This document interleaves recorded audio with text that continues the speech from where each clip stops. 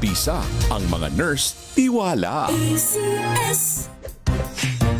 Tanggaling-galing mo. Smart dishwashing paste ko. Pritong ulam na masebo. Plato o kaldero.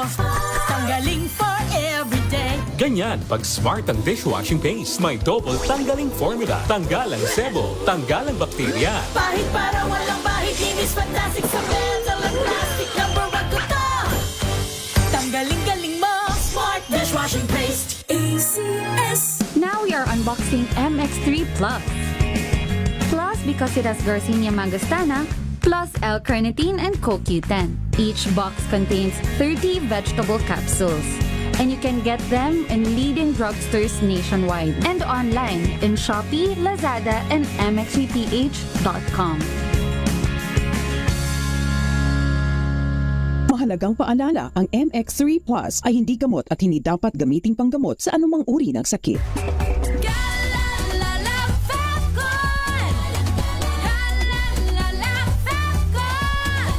Ang bango ng sampayan. Tara na magsayawan. Calafabcon, amoy nakaka-joyful! Sa lahat ng bagay, simula pa lang, siguraduhing max protection na. Kasi pag kulang ang proteksyon, baka madaling masira. Sa ngipin, dapat may max protection din. Max sa alaga ng Unique Toothpaste. With Max Protect Formula, help stop cavities before they start, while keeping breath fresh. Try Unique Maximum Fluoride Protection. Para max alaga, max protektado. ACS.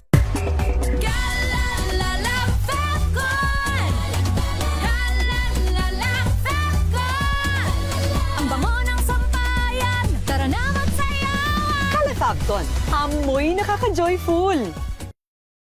May nagbago. May arte? May budget? Akala nyo lang yon. So solid. White rose papaya, wow, white rose. White rose papaya, wow, white rose. White rose papaya. May glow up with white rose papaya. White Rose Papaya. May puti power times 2 kasi may papaya at niacinamide. May shea butter and tea tree oil pa. Kutis sulit ang glow May up. glow up with white rose papaya. White Rose Papaya. Kutis sulit ang glow up. ACS. Wow, ang saya. Isang barangay na labada, puro mancha pa. Goodbye, pahinga. Mommy, isang laba lang yan sa Pride Bar Blue. Hello, bright bar. May powerful stain-away enzymes na malupit sa dumit mansya. At di masakit sa kamay. Isang laba lang yan. Hello, pahinga. Hello, bright bar blue. ACS. Sa puso ng kalikasan, natatangi ang prutas ng mangosteen. Ito ay nagtataglay ng antioxidant compounds na alpha, beta, at gamma mangosteen. Ang MX3 capsule ay isang food supplement na gawa sa natural na mangosteen. Ito ay tested and proven to help avoid knee joint pain discomfort para iwas-iwas sa sakit with long-term supplementation 2 capsules daily. MX3 capsule. Tunay, natural, at original. Mahalagang paalala, ang MX3 capsule ay hindi gamot at hindi dapat gamiting panggamot sa anumang uri ng sakit.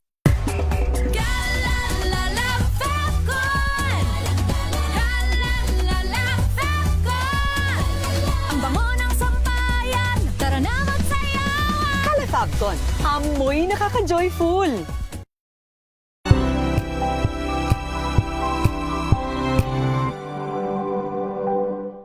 Maagang balitaan, maagang usapan sa mga issue at balita. Kasama si Kuya Angelo Palmones sa Magandang Umaga Pilipinas. Mula Lunes hanggang Biyernes.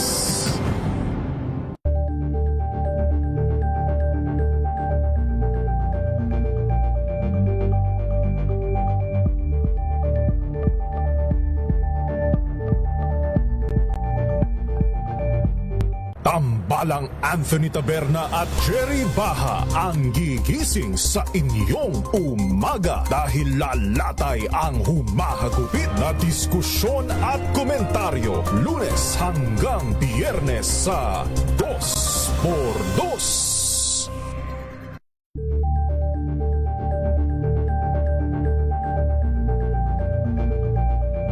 Alamin ang mga maiinit na isyung pambayan, mga balitang kailangan mong malaman, usapin sa pamahalaan, politika, ekonomiya at kabuhayan. Ito ang mga dapat mong malaman, pakialaman at pag-uusapan dahil kayo ang tinig ng mamamayan dito sa Damdaming Bayan. Live sa DZRH Radio, DZRH TV at DZRH Digital. Kasama sina Lakay, Deo Macalma at Elaine Apit. Araw-araw, Lunes hanggang Biyernes. DamRH. Oras 5 minuto, makalipas ang alas 2 ng hapon. Walang patid na balita, walang tigil na impormasyon at tuloy-tuloy na reports kasama ang buong puwersa ng DZRH sa buong Pilipinas. Mula Luzon, Visayas at Mindanao, lahat ng malalaking balita, maiinit at viral. Hagip ng pinakamalawak na newscast sa buong Pilipinas. Rapido Hataw Balita. Rapido Hataw Balita. Kasama sina Ray Sibayan at Romel Fuertes. Rapido Hataw Balita. Mga malalaking balita, hahataw na!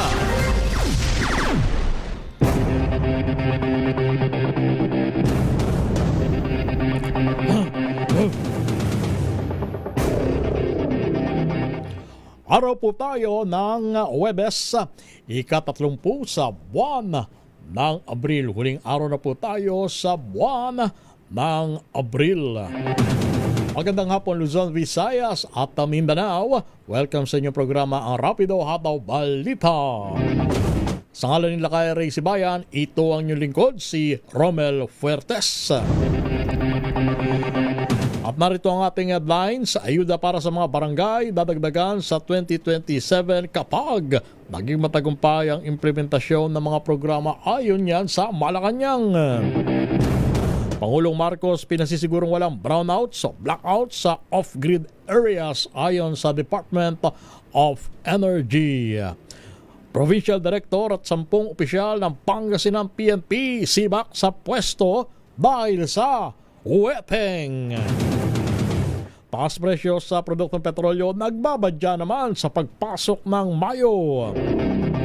Kaso laban sa mga pulis CIDG na may kinalaman sa isabong sa raid sa Pondo, ibinasura ng Napolcom. Ghost riders at drivers natuklasan dahil sa listahan para sa ayuda ayon sa DOTR. Flood Control Project Contractor Curly Discaya nasa ospital na para sa kanyang operasyon sa Balikat. At miyembro ng local media at empleyado ng LGU sa San Roque, Northern Samar, natagpuang patay.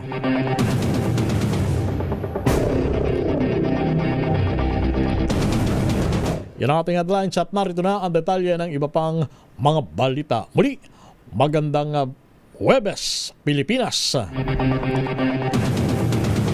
Sibak sa pwesto ang 11 opisyal ng Philippine National Police sa Pangasinan, kabilang ang kanilang direktor. Ayon kay PNP spokesperson General Randolph Boaño, dahil ito sa lapses o kapabayaan nang hindi maamoy ang operasyon ng weteng sa kanilang lalawigan. Kasunod ito ng mga naresto ng National Bureau of Investigation na 170 katao sa pagkakaibang operasyon simula noong April 13. Batay sa dokumentong hawak ng DZRH News, ang mga sinibak ay may ranggong 2 police captain, 3 police major, 5 police lieutenant colonel at ang pinakamataas ay full colonel.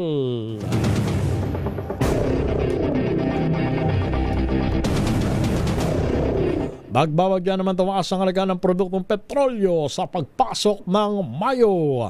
Sinabi ni Energy Secretary Sharon Garin, nabatay sa maagang global oil trading, pataas ang pump prices ng langis. Ayon sa kalihim, maaari pa magbago ang sitwasyon depende sa magiging resulta ng huling trading ngayong linggo o hanggang sa araw ng bukas.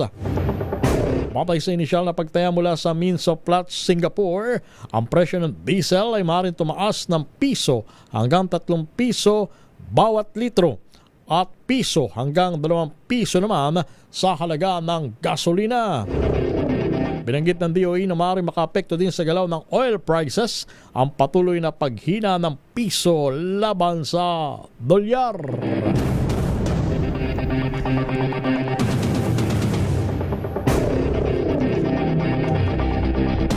Dinala na sa isang kilalang ospital ang flood control project contractor na si Pacifico Curly Discaya para sa kanyang operasyon sa Balikap. Sakay ng ambulansya ng Senado at may escort mula sa PNP Motorcycle Riders, inilabas si Discaya mula sa kanyang detention facility. Ayon kay Senate Secretary Mark Leandro Dong Mendoza, pinayagan liderato ng Senado na manatili ang kontratista sa ospital ng hanggang sa 7 araw o halos 1 linggo.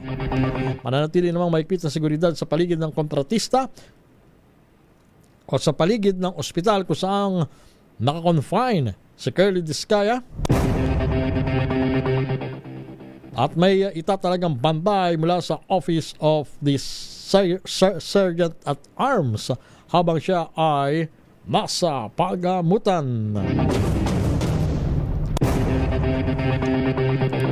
Sa kaugnay na balita, hindi ang Senado ang masusunod kung gaano katagal mamalagi sa ospital ang kontraktor na si Curly Discaya pagkatapos ng kanyang surgery o operasyon.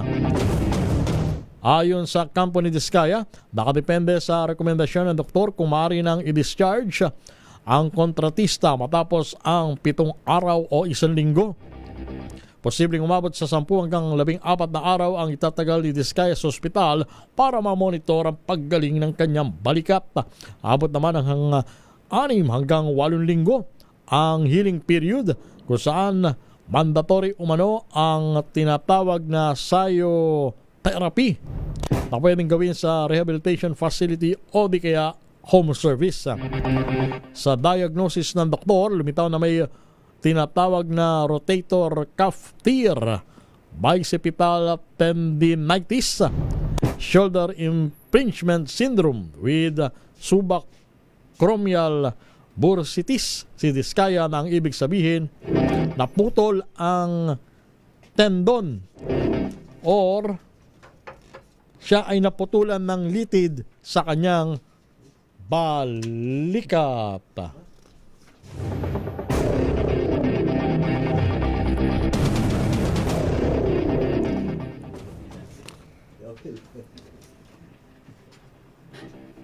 Samantala naman na bisto ng Department of Transportation ang libo-libong kolorum ng mga TNV drivers at MC taxi riders na laman sa palpak na listahan para sa mga benepisyaryo ng fuel subsidy.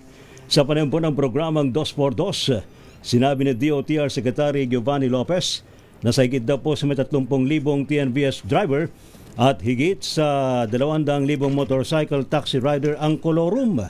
Paliwanag po ng kalihim dahil daw po ito sa pagdagdag pa ng mga onboard o mga rider at driver ng mga transport network company sa pinaitulutan bilang ng LTFRB. Pinababayad ng DPWH sa kumpanyang may-ari ng nasunog na bus sa EDSA Ortigas Interchange noong linggo ang gastos para sa pagkukumpuni sa naturang flyover.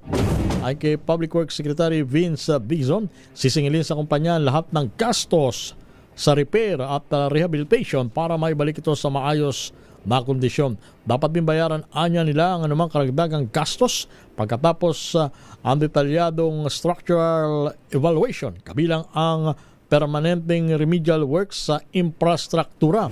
Ito ay para matiyak ang kaligtasan ng mga motorista at maibalik na sa normal ang daloy ng trapiko sa lugar.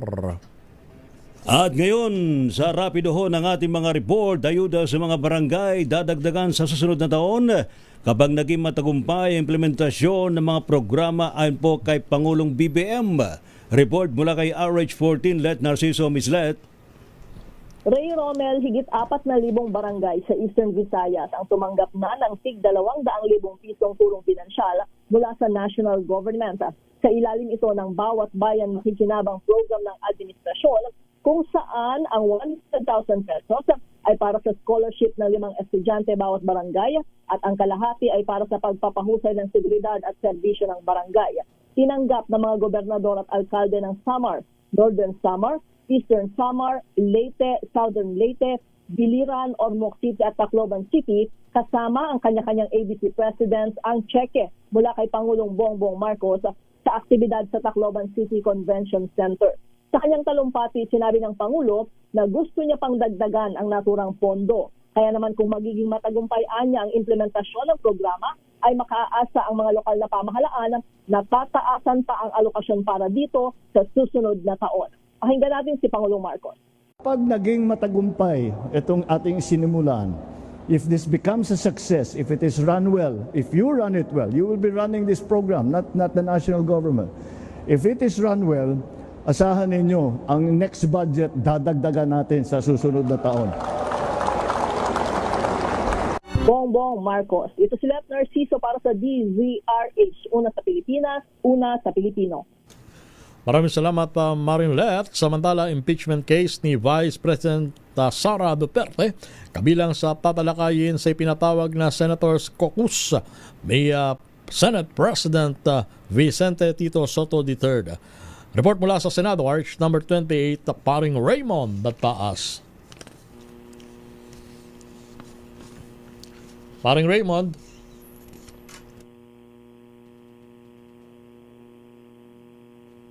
Wala si Paring Raymond. Sige, babalikan natin si Paring Raymond Batpaas. Samantala, Pangulong Marcos pinasisigurong walang brownouts, blackouts sa off-grid areas ayon sa Department of Energy.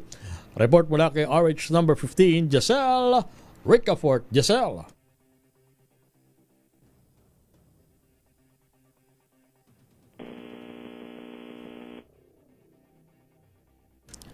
Ano nangyari? Wala rin si Giselle. Sige, babalikan natin si Giselle. Samantala, ASEAN-US Useness Group sa inulunsad ang isang strategic action plan bilang suporta sa chairmanship ng Pilipinas sa ASEAN 2026. RH number 4, Ms. Karen O. Young. Ms. Kay. Yes, kasamang Romel, kasamang Ray, isang strategic action plan ang formal na inilunsad ng dalawa sa mga pinakamalalaking business group sa bansa bilang suporta nito sa chairship ng Pilipinas sa ASEAN Summit ngayong taon. Sa ilalim ng framework na Advance in ASEAN, ang Strategic Action Plan Supporting the Philippines 2026 Chairship, ang naturang dokumento ay itinurn over ng US ASEAN Business Council o USABC at ng ASEAN Business Advisory Council Philippines o ASEAN-BAC Philippines sa pamahalaan ng Pilipinas sa representasyon ni Department of Trade and Industry o DTI Secretary Maria Cristina Roque. Ayon kay USABC Philippine Country President Herminio Bagro III, kinatawan ng naturang action plan ang pinagsama-samang boses ng mga US businesses sa Southeast Asia at formal na commitment ng dalawang grupo sa bansa, lalo na sa kritikal na panahon na hosting ng Pilipinas para sa ASEAN 2026. Dagdag ni Bagro, ito lang ang kanilang strategic vision at ito ay maging matatag o resilient ang ASEAN sa kabila ng global disruptions, inclusive growth para sa lahat ng ekonomiya at future-ready na mga sistema. Kasama sa vision at strategic objectives ng nabanggit na action plan ay ang mga sumusunod: strengthening food systems and environmental resilience, building crisis-resilient, people-centered health systems, modernize and secure regional supply chains, accelerate inclusive digital transformation and workforce development, and establish responsible AI governance as a regional competitive advantage.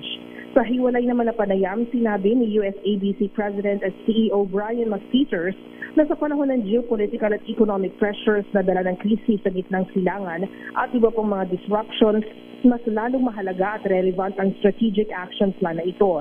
Nilinaw naman ni McPeters na hindi emergency action plan para sa Pilipinas ang strategic action plan, ngunit ito ay long-term upang matagal ng plano para sa ASEAN upang matugunan ang mga hamon para sa isang mayabong at matatag na ekonomiya. Nauna rito nagsagawa ang USABC at ASEAN-BAC noong nakaraang buwan at natapos nitong unang bahagi ng Abril ang serye ng mga roundtable discussions kasama mga senior government officials, industry leaders at regional experts upang makalikha ng strategic action plan. Nagpaabot naman ng suporta si ASEAN Secretary General Kao Kim Horn at Pangulong Ferdinand Marcos Jr. ang natusa para sa naturang action plan sa pamamagitan ng isang video message na ipinalabas sa turnover ceremony na ginanap sa Marco Polo Hotel sa Ortigas, Pasig City. Ako si RH4 Karen Oyong nag-uulat para sa DZRH. Una sa Pilipinas, una sa Pilipino. Thank you. Salamat, Ms. Karen Oyong.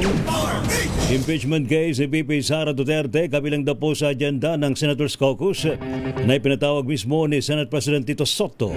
Ating alamin ng detalye sa report ni RH28. Lakay Raymond at Paz. Lakay Raymond. Nagpatawag si Senate President Vicente Tito Soto III ng All Senators Caucus kaninang tanghali. Ito ay upang pag-usapan ang agenda sa isang buwan nilang sesyon mula May 4 hanggang June 5.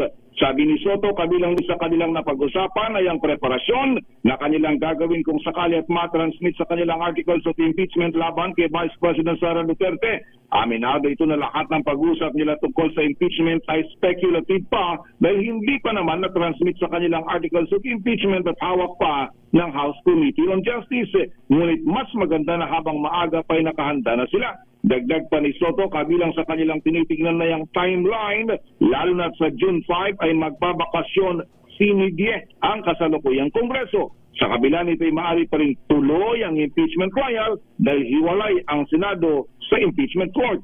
Narito si Senate President Tito Soto. So what we will be doing in this caucus will be to, discuss the agenda for the next month, and the last month of the first regular session of the 20th Congress.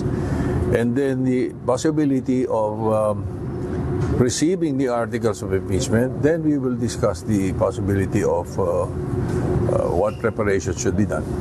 And the timetable. Yun ang crucial eh. As of now, the crucial is timetable. So again, everything will rely on whether the articles of impeachment will be transmitted to us or not. Si Senate President Tito Soto, ito si RH28 Raymond at Paz para sa DZRH, una sa Pilipinas, una sa Pilipino. Balikan natin si Giselle Ricaport. Pangulong Marcos, pinasisigurong walang magiging brownouts at blackouts sa mga tinatawag na off-grid areas ayon sa Department of Energy. Giselle Ricaport, magandang tanghali. Giselle? Magandang tanghali, Lakay Romel. Pinasisiguro ng Pangulong Bongbong Marcos sa Department of Energy na walang mararanasan na brownout o blackout doon sa mga off-grid islands sa gitna ng oil crisis sa Pandaigdigan. Ayon kay Energy Secretary Sharon Garin, pinatitiyak din ng Pangulo na hindi tataas ang presyo ng kuryente doon. Nagtutulungan niya yung DOE, Philippine National Oil Company, din yung NAPOCOR, Energy Regulatory Commission, at yung National Electrification Administration para dyan. Sabi pa ng kalihim, isinusulong nila yung paggamit ng PNOC purchase oil upang mabigyan ng preferential at discounted rate yung mga oil power plant. Layon din doon itong matiyak yung sapat na supply ng fuel sa mga lugar na hindi konektado sa grid ngayon. Idiniin ng Energy Secretary yung commitment ng gobyerno at iba pang mga stakeholder upang mapanatili na abot kaya yung kuryente, mabawasan yung insidente ng brownout at maprotektahan daw yung kapakanan ng mga komunidad, lalo na doon sa mga malalayong lugar. Una ng linaw ng kagawaran na walang power interruption dahil sa kakulangan ng supply sa langis doon sa mga off-grid areas. Ito si Giselle Ricaport para sa DZRH, una sa Pilipinas, una sa Pilipino. Thank you, Giselle. Samantala naman, kaso daw po laban sa mga pulis IDG na may kinalaman sa Isabong raid sa Tondo, Maynila. Ito na po'y binasura ng National Police Commission. Report mula kay RH5, Val Gonzalez. Val. Formal na ngang ibinasura ng National Police Commission o NAPOLCOM ang administrative complaints laban sa mga operatiba ng CIDG-NCR kaugnay ng operasyon kontra illegal na isabong sa Coliseo de Manila sa Bitas, Tondo, Maynila. Ayon sa komisyon, sumailalim sa masusit patas na investigasyon ng IMIS o Inspection Monitoring and Investigation Service ang reklamong isinampa ng mga opisyal ng nabanggit na sabungan. Sabi ng NAPOLCOM, matapos suriin ng ebidensya at batas, walang nakitang sapat na batayan upang papanagutin ng mga pulis. Lumalabas sa record na lehitimong entrapment operation ang isinagawa ng CIDG-NCR na nagresulta sa pagkakaresto ng 28 umano'y mga operator at 136 na mananaya. Anila, ang aksyon ay sinagawalin sunod sa tamang proseso tumiiral na regulasyon, giit ni NAPOLCOM Commissioner at Chief Executive Officer Ralph Kalinisan. Hindi papayag ang NAPOLCOM na magamit bilang instrumento ng panggigipit laban sa mga pulis na tapat na ginagampanan ng kanilang sinumpaang tungkulin. Ang pagtataguyod aniya ng katarungan ay nangangahulugan ng pagtiyak ng pananagutan kung kinakailangan at proteksyon kung nararapat. Nito lamang Marso 24 nang salakayin ng CIDG-NCR ang Bitas Coliseum dahil sa illegal na isabong pero umalmang management ng sabungan dahil daw sa nagkandawalang pera maging ang 22 panabong na manok. Ako si Bal Gonzales, DZRH, una sa Pilipinas. Una sa Pilipino. Thank you, Val. Samantala, Philippine National Police itinaas ang full alert laban po sa kaugnay po ng Labor Day rallies bukas. Ating alamin sa report ni RH52 Edniel Parosa. Edniel. Mula sa heightened alert status, isinagad pa ng Philippine National Police sa pinakamataas na full alert status ang pinapatupad nitong seguridad at paghahanda kaugnay ng araw ng paggawa bukas, Bayo 1. Paliwanag ni PNP spokesperson Police Brigadier General Randolph Tonyo, ito para mas madali ang magiging deployment ng mga dagdag na tauhan sakali mang kailanganin. Ipinagutos si PNP Chief Police General Jose Valencia Nartato Secretary itong hakbang upang makansilang mga leave ng lahat ng National Support Units bago inaasahang mga kilos protesto sa Labor Day. Naroon ang sinabi ng PNP na magpapakalat ito ng higit sa 100,000 tauhan upang matiyak ang kaayusan sa nasabing mga pagtitipon sa buong bansa. Dito sa Metro Manila, 3 grupo ay nag-apply ng permit para magdaos ng programa sa 5 lokasyon sa UP Diliman, Rotonda, tanggapan ng DSWD at ilang eskwelahan at palengke sa Quezon City at Maynila. Wala naman naman na monitor o namamataang bantang PNP dahil ng presisyong pag-uwi ng security plan sa pinakamataas itong alerto. Pakinggan natin ang PNP spokesperson. Sinabi po ng PNP na mas mahigit na po nag-away from heightened population para po sa sakaling kinakailangan ay mas marami tayong karosuin at mahigit po kung kinakailangan. Nananatili po na wala po sekret na natatanggap ang Philippine National Police. Magkakaroon pa man ay tuloy pa rin ang monitoring po natin just in case po na kinakailangan po. Ginawa ng PNP ang anunsyo kasabay ng panigurong wala sa kanilang hanay ang magpapadala sa ugong na recruitment kontra sa pamahalaan. Bagay na hindi naman umano naamoy sa loob ng Kapukrane. Samantala, sa ibang balita, nagpatupad ng panibagong balasahan ng PNP sa 6 na matataas na opisyal sa unity assignment na epektibo ngayong araw hanggang bukas, May 1. Malilipat sa pwesto 5 Police Brigadier General at 1 Police Colonel. Itinalaga bilang Acting Director for Personnel and Records Management si Police Brigadier General Jason Carpe de Guzman.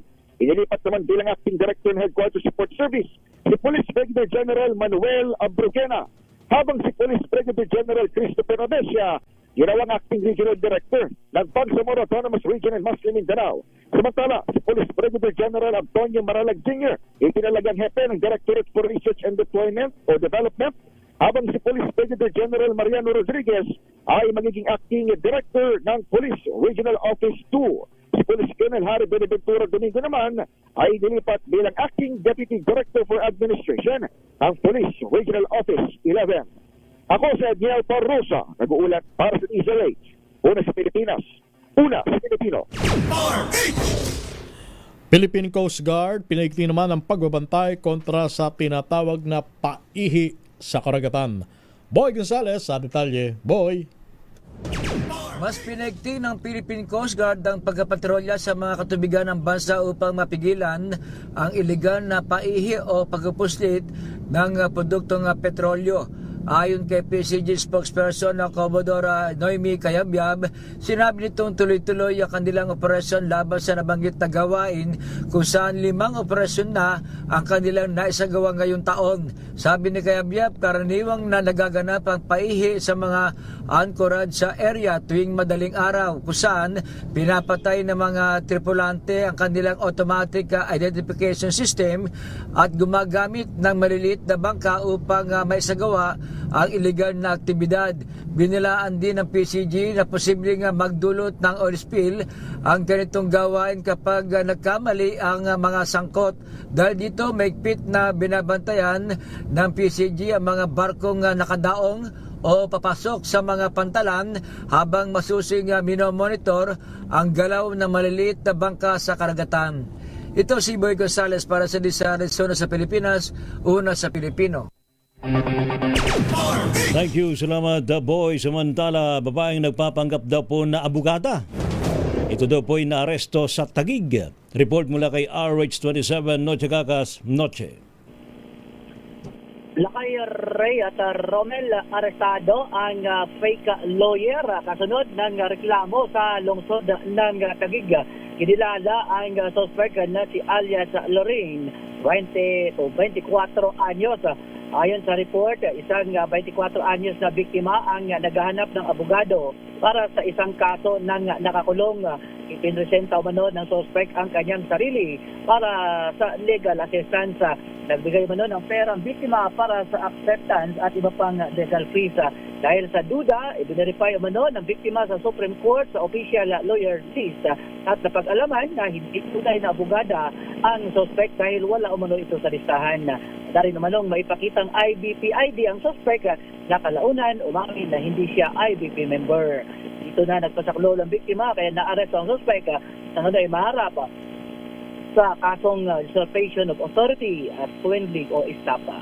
Samantala, Romel at Lakay Ray, kontrolado na rin itong sunog na sumiklab dito sa may Ilang-Ilang Street, Barangay Payatas sa lungsod Quezon. Umabot sa 3rd alarm ang sunog na sa residential area na ngayon ay iniimbestigahan pa rin ng QC-BFP. RH27, Noche Cacas, DCRH, una sa Pilipinas, una sa Pilipino. Libo-libong trabaho alok naman sa Mega Job Fair bukas Labor Day sa Caloocan kasabay ng naturang okasyon. Report mula kay RH number 23 Edwin Duque. Edwin. Tama, Kuya Romel, magsasagawa ng Mega Job Fair sa mismong araw ng paggawa. Bukas dito sa lungsod ng Caloocan, nagagawin sa North at South Caloocan. Ay dito kay Meranong malapitan at ito ng pamalang lungsod. Sa mga na magsisimula pala alas 10 ng umaga, ito magtatapos naman hanggang alas 4 ng hapon. Ito ay doon sa mga nais mag-apply, ito yung mga nais na pwede ka puntahan. Kapag dito ka sa SM, dito sa South Caloocan, abay magtungo lamang sa SM City Grand Central, sa Rizal Avenue Station, sa Express Park Caloocan.